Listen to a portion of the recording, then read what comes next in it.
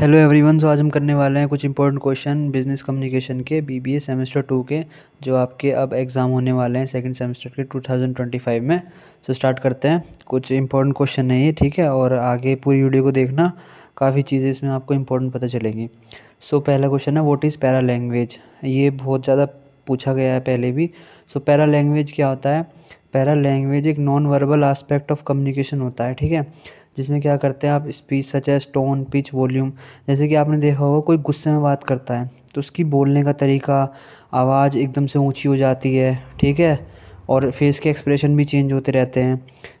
इससे क्या पता चलता है ये एक पैरा लैंग्वेज है, नॉन वर्बल एस्पेक्ट है कम्युनिकेशन करने का। अब जैसे कि आप ये फ़ोटो देख रहे हो, इसमें ये आपसे बात नहीं कर रहे, लेकिन आपको इनके फेशियल एक्सप्रेशन देख के समझ में आ रहा होगा कि ये खुश हैं, दुखी हैं, गुस्से में हैं या डरे हुए हैं, ठीक है। ये होती है पैरा लैंग्वेज। पैरा लैंग्वेज ज़रूरी क्यों होती है? अब सपोज़ करो कोई आपको जोक सुना रहा है और वो जोक सुनाते सुनाते सीरियस होकर जोक सुना रहा है, किसी को हंसी नहीं आएगी, ठीक है, लेकिन जब आपने देखा होगा कोई जोक सुनाता है तो वो खुद भी हंसता रहता है साथ में और बोलता रहता है। ये होती है पैरा लैंग्वेज, कि अपने टोन को, अपनी पिच को, वॉल्यूम को, स्पीड को एडजस्ट करते रहना, जो आप चीज़ें एक्सप्लेन कर रहे हो उसके अकॉर्डिंग, ठीक है। नेक्स्ट क्वेश्चन करते हैं। नेक्स्ट है कम्युनिकेशन प्रोसेस। कम्युनिकेशन का प्रोसेस क्या होता है? तो इसमें एक पर्सन होता है सेंडर, जो मैसेज को सेंड करना चाहता है। सेकंड होता है इनकोडिंग, वो अपने मैसेज को कन्वर्ट करता है लैंग्वेज में, सिंबल में। जैसे कि आप कोई मैसेज भेजना चाहते हो अपने दोस्त को, ठीक है, तो आपने ये सोचा कि मैं ये भेजूँगा, सेंडर आप हो गए, ठीक है, आपने उसको व्हाट्सएप पे मैसेज कर दिया, कुछ लिख दिया, कुछ इमोजीज भेज दिए, ये क्या हो गया? Encoding. Message, the information being communicated, message क्या हो गया? जो आपने लिखा। उसके बाद मीडियम क्या हो गया? व्हाट्सएप, डिजिटल मीडिया, ये हो गया आपका मीडियम। रिसीवर कौन हो गया? जो पर्सन, आपका दोस्त, उस चीज़ को रिसीव करेगा, हो गया रिसीवर। फिर आता है डिकोडिंग। डिकोडिंग में क्या होगा? वो अपने हिसाब से उस मैसेज को, मतलब जो भी उसकी वो होगी इंटरप्रिटेशन, उसके अकॉर्डिंग वो मैसेज को समझेगा। उसके बाद क्या आता है? फीडबैक। वो आपको आप वापस से क्या करेगा? रिप्लाई कर देगा कि हाँ ठीक है, आज मिलते हैं शाम को रेस्टोरेंट में, ठीक है, खाना खाएंगे, ऐसा कुछ। ये होता है कम्युनिकेशन प्रोसेस। इसमें होता है सेंडर पहला, सेकंड आता है इनकोडिंग, थर्ड पे आता है मैसेज, फोर्थ मीडियम, फिर फिफ्थ रिसीवर, सिक्स्थ डिकोडिंग और सेवन्थ फीडबैक। अब आप क्या कर सकते हो? सपोज़ करो ये क्वेश्चन एक बड़े नंबर में आ गया, ठीक है, 7.5 मार्क्स में आ गया। आप क्या करोगे? आप क्या करना, कम्युनिकेशन का जो ये प्रोसेस है इसका चार्ट बना देना, डायग्राम से बना देना, फिर आप इसको एक्सप्लेन कर देना एग्जाम्पल के साथ, ठीक है। ये होता है कम्युनिकेशन प्रोसेस। और मैं आपको दोबारा से बता दूँ, ये क्वेश्चन को इंपॉर्टेंट लेके चलना, मैं कोई पेपर वेपर कुछ नहीं बता रहा, ये बस ये है कि जो क्वेश्चन रिपीट हुए हैं और जो ज़्यादा इंपॉर्टेंट है बस वो है, ठीक है। उसके बाद है next question, grapevine communication. Grapevine communication क्या होता है? ये एक इनफॉर्मल कम्युनिकेशन होता है, ठीक है, जो ऑर्गेनाइजेशन के अंदर होता है। जैसे कि आपने देखा होगा कोई दो लोग आपस में बातचीत कर रहे हैं कि हमारे बॉस ने ऐसा कर दिया या उसने ऐसा कर दिया, ठीक है। ये क्या है? ये ग्रेप वाइन कम्युनिकेशन है। जैसे कि आपको दिख रहा होगा फ़ोटो के अंदर, ये लोग आपस में बातचीत कर रहे हैं, तो ग्रेप वाइन कम्युनिकेशन एक इनफॉर्मल कम्युनिकेशन होता है ऑर्गेनाइजेशन के अंदर, ये बहुत जल्दी स्प्रेड होता है, ठीक है। आपने देखा होगा आपके मोहल्ले की आंटियाँ, एक को बात पता चलती है पूरे मोहल्ले को पता चल जाती है। ये क्या है? Grapevine communication. Informal communication होता है, चीज़ें बहुत जल्दी फैलती हैं और बहुत जल्दी ही फैल जाती हैं, और इससे क्या होता है? र्यूमर्स हो जाते हैं, ठीक है, लोग गलत चीज़ों को समझ जाते हैं, मतलब अंडरस्टैंडिंग उनकी गलत हो जाती है कि किसी ने कुछ बताया, वो बढ़ा चढ़ा के बोलेंगे तो उस चीज़ को फिर गलत मान लिया जाता है, सब लोग गलत सोचने लगते हैं उस चीज़ के बारे में। इसका डिसएडवांटेज है। एडवांटेज क्या है? फास्ट स्प्रेड होता है, बहुत जल्दी इन्फॉर्मेशन शेयर हो जाती है सबके बीच में। लेकिन डिसएडवांटेज क्या है? ऐसा हो सकता है जो इन्फॉर्मेशन शेयर करी गई हो वो उसने कुछ और समझ ली हो, फिर आगे किसी और को अलग तरीके से फॉरवर्ड कर दी हो। ये होता है ग्रेप वाइन कम्युनिकेशन, ठीक है। नेक्स्ट क्वेश्चन है question 4, business communication. Business communication होता क्या है? ये होता है इन्फॉर्मेशन का एक्सचेंज करना, ठीक है, जिसमें क्या होता है? To achieve business goals. होता क्या है कि आप कोई ऑर्डर आया है नया, ठीक है, या फिर कोई बाहर से सेल्स बढ़ रही हैं, किसी आपके प्रोडक्ट की डिमांड बढ़ रही है, तो आपने क्या करा, एक प्रॉपर एक कम्युनिकेशन बनाया किसके साथ, मैन्युफैक्चरिंग यूनिट के साथ, कि देखो बाहर डिमांड बढ़ रही है तो आप क्या करो, अपनी जो ये है प्रोडक्शन को भी इंक्रीज़ कर दो। ठीक है।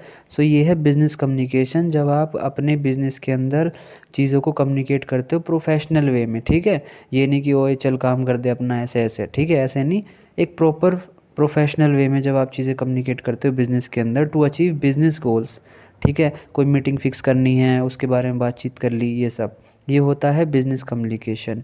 ठीक है। बिज़नेस में आप कम्युनिकेट कैसे करते हो, टाइप्स क्या होते हैं, इंटरनल होता है, एक्सटर्नल। ठीक है। इंटरनल मतलब ऑर्गेनाइजेशन के अंदर ही, एम्प्लॉयज़ के बीच में, अपने बॉस के साथ, ये होता है इंटरनल।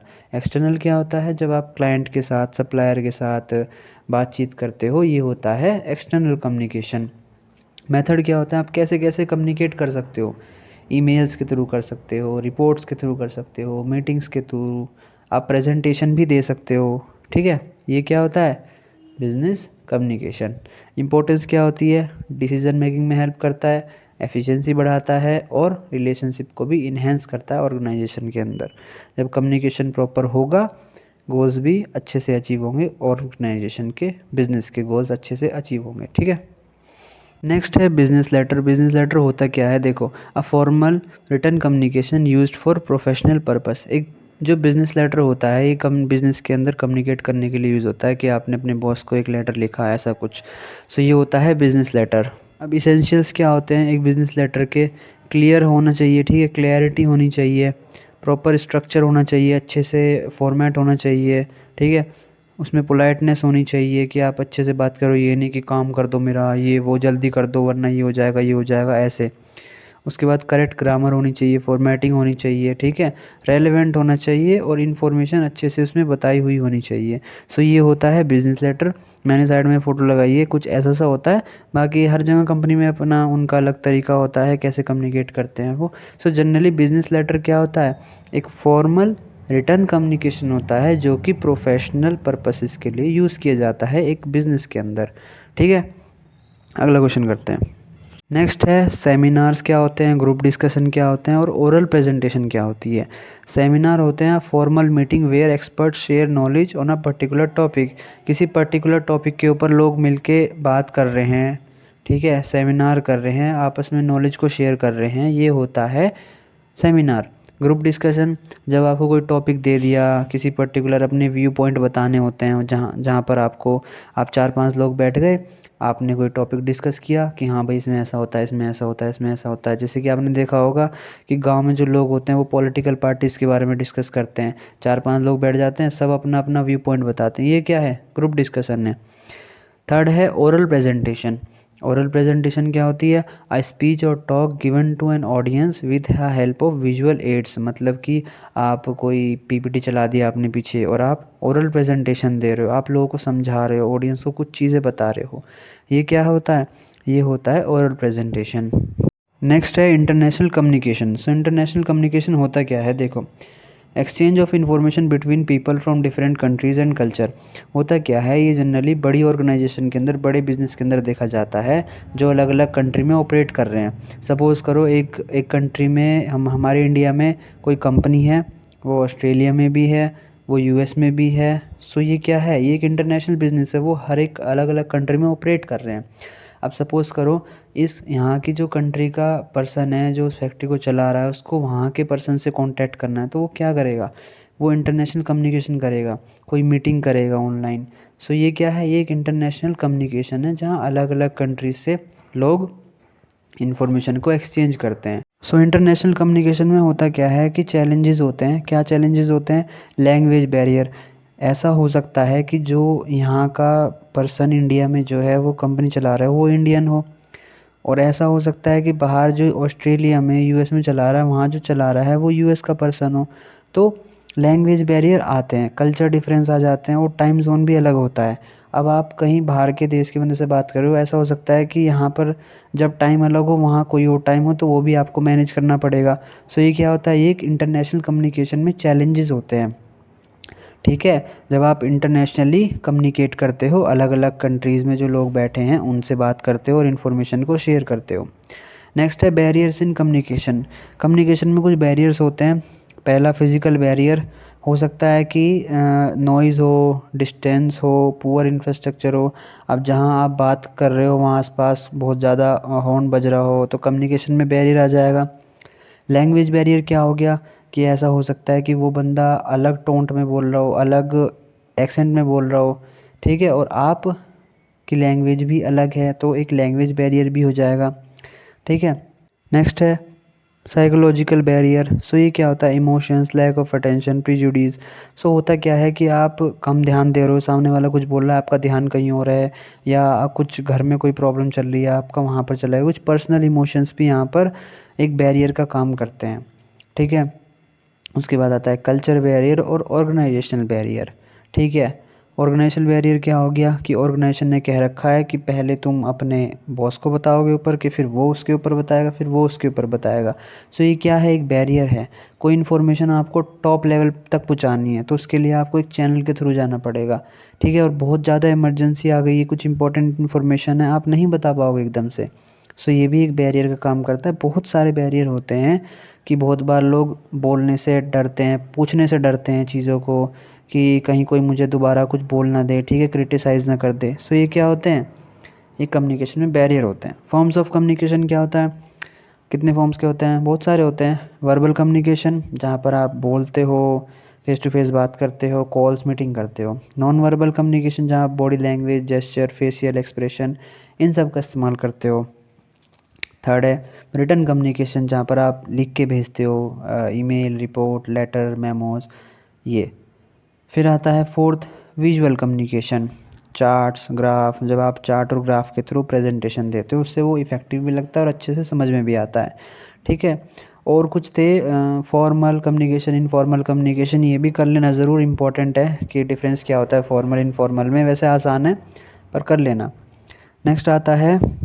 नेक्स्ट है प्रिंसिपल्स ऑफ इफ़ेक्टिव कम्युनिकेशन। पहला क्लैरिटी होनी चाहिए आपके कम्युनिकेशन के अंदर, मैसेज शुड भी क्लियर होना चाहिए, ठीक है, क्लियर होना चाहिए मैसेज एक तरीके से। सेकंड है कॉन्साइसनेस, अवॉइड अननेसेसरी डिटेल। जो भी कुछ फालतू की डिटेल है उनको मेंशन करने की आपको नीड नहीं है। जो मैसेज है कट टू क्लियर, एकदम क्लियर होना चाहिए।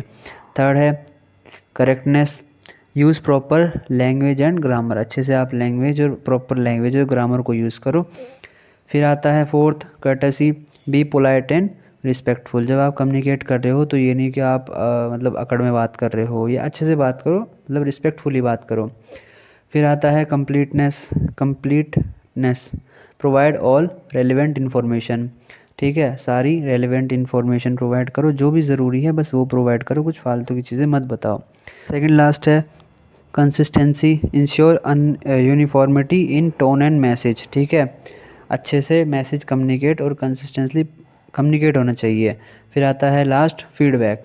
फिर आपको फीडबैक भी लेना है इनके कि सामने वाले ने वो अच्छे से समझा है कि नहीं समझा, अच्छे से उसे अच्छे से समझ में आ गया है या नहीं आया, कोई प्रॉब्लम है, ठीक है।